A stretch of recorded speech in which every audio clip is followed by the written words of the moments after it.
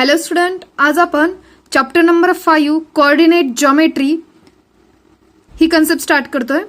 यामध्ये आता आपण first of all we know how to find the distance between any two points. Okay, आपण याआधी दोन पॉइंट्स मधलं डिस्टन्स कसं फाइंड आउट करायचं ते पाहिलं होतं.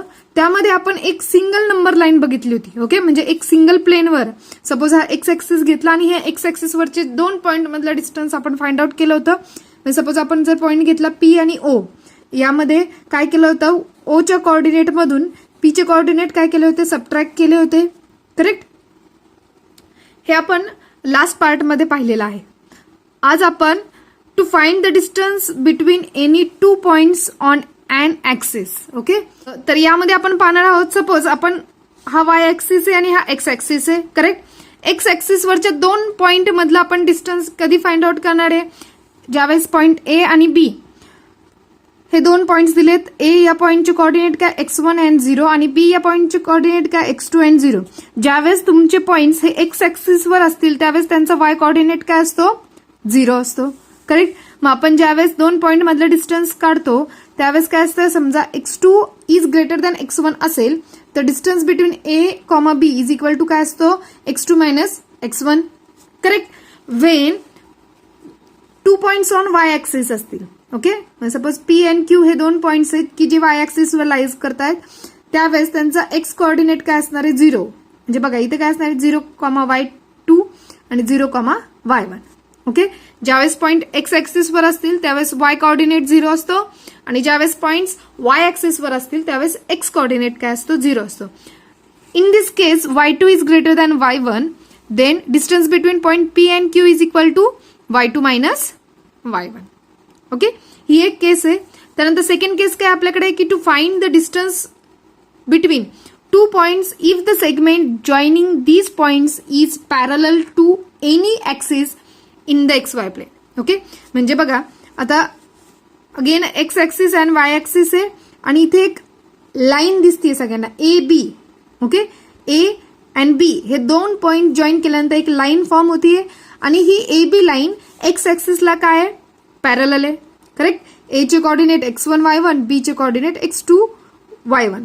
ओके, ज्यावेळेस आपण इकडे घेणार त्यावेळेस त्यांचा वाय कोऑर्डिनेट कॉन्स्टंट असणार आहे. आले लक्षात, कारण की हाईट इक्वल आहे. ओके, त्यावेळेस तुमचं डिस्टन्स बिटवीन ए अँड बी काय असणार आहे, x2 मायनस x1. का, कारण की वाय कोऑर्डिनेट काय कॉन्स्टंट आहे, दोन्ही बाजूला y1 y1 आहे. ओके, मग आपल्याला काय समजतं यावरून, की ज्यावेळेस एखादी लाईन की ज्या line parallel to X axis असेल त्यावेळेस त्या लाईनवरच्या दोन पॉइंटचं डिस्टन्स हे त्याच्या कोऑर्डिनेटच्या एक्स कोऑर्डिनेटच्या सबट्रॅक्शन इतकं असतं. ओके, म्हणजे distance between point A and B is equal to x2 minus x1. Okay, when line is parallel to X axis. Okay, second केसमध्ये when line is parallel to Y axis, म्हणजे बघा हा P Q ही line parallel to Y axis आहे. Okay, त्यावेळेस बघा observation केल्यानंतर काय दिसते आपल्याला, पीचं x1 हा कोऑर्डिनेट आणि क्यूचं सुद्धा x1 हा कोऑर्डिनेट आहे. म्हणजे ज्यावेळेस लाईन ही पॅरलल टू वाय ऍक्सिस असेल त्यावेळेस एक्स कोऑर्डिनेट काय आहे, कॉन्स्टंट आहे. ओके, मग distance between point P and Q is equal to काय असणार आहे, y2 minus y1. Okay, when line is parallel to Y axis the distance between two point चा फॉर्म्युला काय आहे, y2 मायनस y1. आणि when line is parallel to X axis त्यावेळेस तुम्ही दोन पॉइंट मधला डिस्टन्स कसं फाइंड आउट करणार आहे, x2 मायनस x1. ओके, आता नेक्स्ट आपल्याला पाहायचंय डिस्टन्स फॉर्म्युला. आता हा डिस्टन्स फॉर्म्युलामध्ये बघा काय दिसतंय, ए आणि बी आणि ए बी ही लाईन जॉईन केली तर ए बी ही लाईन वाय ऍक्सिसला बी पॅरलल नाही आणि एक्स ऍक्सिसला बी नाही, पण ही XY प्लेन मध्ये ए बी ही लाईन काय होतीये, लाय होतीये. ओके, मग आपण बी डी म्हणजे इथून बी या पॉइंट पासून एक्स ऍक्सिस वर जर एक परपेंडिक्युलर ड्रॉ केला तर तो पी चे जे कोऑर्डिनेट असतील, ओके, पी या पॉइंटचे कोऑर्डिनेट काय डिनोट करणार आहे, तुमचे एक्स बी या पॉइंटचे एक्स कोऑर्डिनेट. करेक्ट, मग आता बघा ज्यावेळेस तुमचे दोन पॉइंट हे XY प्लेन मध्ये लाय असतील त्यावेळेस ए आणि बी या दोन पॉइंट मधलं डिस्टन्स बाय आपण डिस्टन्स फॉर्म्युला काय करू शकतो, कॅल्क्युलेट करू शकतो. मग ए बी मधलं डिस्टन्स तुम्ही कसं करणार आहे find out. Under root x2 minus x1 bracket square plus y2 minus y1 bracket square, where the coordinates of B point is x2 y2 and A पॉइंटचे x1 y1 हे coordinate असणार आहेत. Okay, त्यावेळेस formula काय असणार आहे तुमचा x2 minus x1 bracket square plus y2 minus y1 bracket square चा अंडर रूट घेणार आहे आपण. ओके, तर ह्या फॉर्म्युल्यावर बेस्ड आपण काही एक्झाम्पल पाहणार आहोत. प्रॅक्टिस सेट 5.1 मधला क्वेश्चन नंबर फर्स्ट. ए या पॉइंटचे कोऑर्डिनेट दिलेत 2,3, बी या पॉइंटचे कोऑर्डिनेट दिलेत 4,1. लेट ए चे कोऑर्डिनेट आपण सपोज केले की x1 y1 आहेत आणि बी चे x2 y2 आहे. मग हे जर सपोज केले तर कम्पेअर केलं तर x1 ची व्हॅल्यू काय येते 2 आणि y1 ची 3, x2 ची किती आहे 4 आणि y2 ची 1. ह्या व्हॅल्यू इथं आपण लिहून घेतल्या. त्यानंतर बाय डिस्टन्स फॉर्म्युला.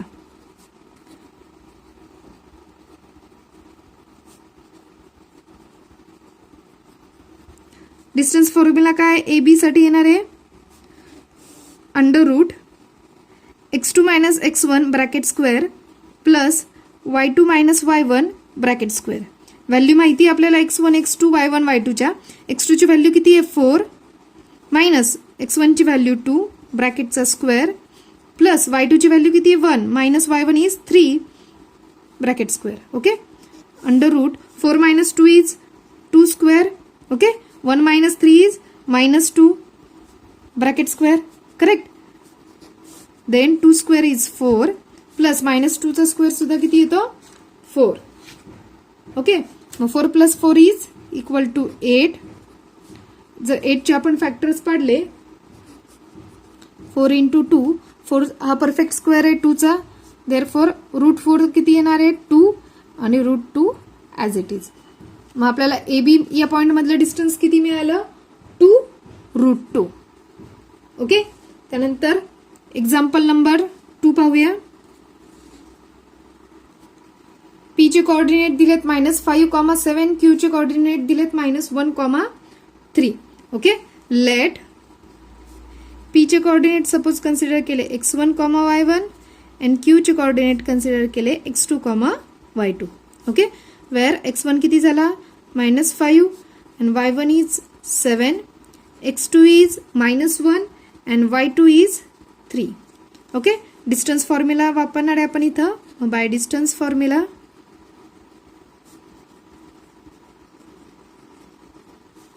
डिस्टन्स कशाचं बिटवीन फाइंड आउट करणार आपण पी अँड क्यूच्या मधलं.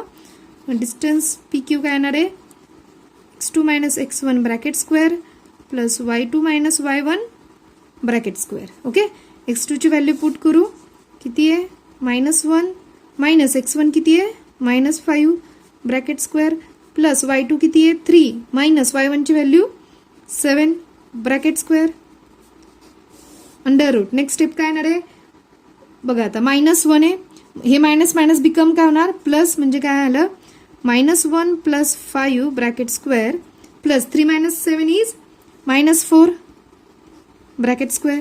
Correct. Next step -1 plus 5 plus minus become minus, sign मोठ्या संख्येचं 5चं sign, 5 minus 1 is 4 square plus -4 square. Correct. 4चा स्क्वेअर 16 -4चा square is again 16. Okay, 16 plus 16 is 32. Okay, 32 चे फॅक्टर पाडले 16 2 जा 16 हा परफेक्ट स्क्वेअर आहे. ओके, रूट 16 इज 4 आणि रूट 2 ॲज इट इज. मग distance between point P Q किती मिळाला आपल्याला 4 रूट 2. ओके, थर्ड क्वेश्चन बघू. आर चे कोऑर्डिनेट दिले 0, -3, एस चे कोऑर्डिनेट दिले 0, -5/2. लेट आर पॉइंटचे कोऑर्डिनेट कन्सिडर केले x1, y1 आणि एस पॉइंटचे कोऑर्डिनेट कन्सिडर केले x2, y2. Okay, therefore x1 is equal to 0 and y1 is equal to -3, x2 is equal to 0 and y2 is equal to 5,2. Okay, आता by distance formula.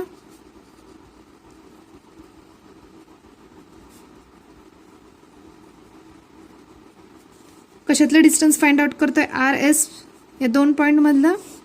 Formula लिहून घेऊया, x2 minus x1 bracket square plus y2 minus y1 bracket square. फॉर्म्युलामध्ये value put करूया.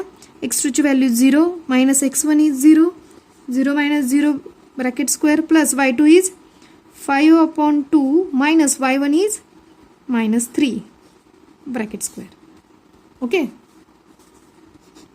Under root 0, 0 is 0 plus minus minus become a plus 3 bracket square. Okay.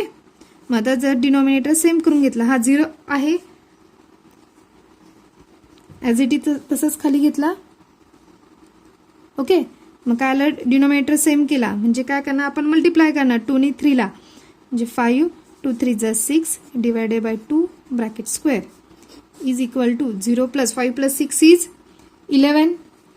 Okay. Divided by 2 bracket square म्हणजेच काय झालं, under root 11/2 bracket square. Okay. हा square आणि हे square root cancel होणार. Okay. Final answer काय मिळाला आपल्याला, 11/2. ओके. मग डिस्टन्स बिटवीन पॉइंट आर आणि एस किती मिळाला आपल्याला, 11/2. ओके.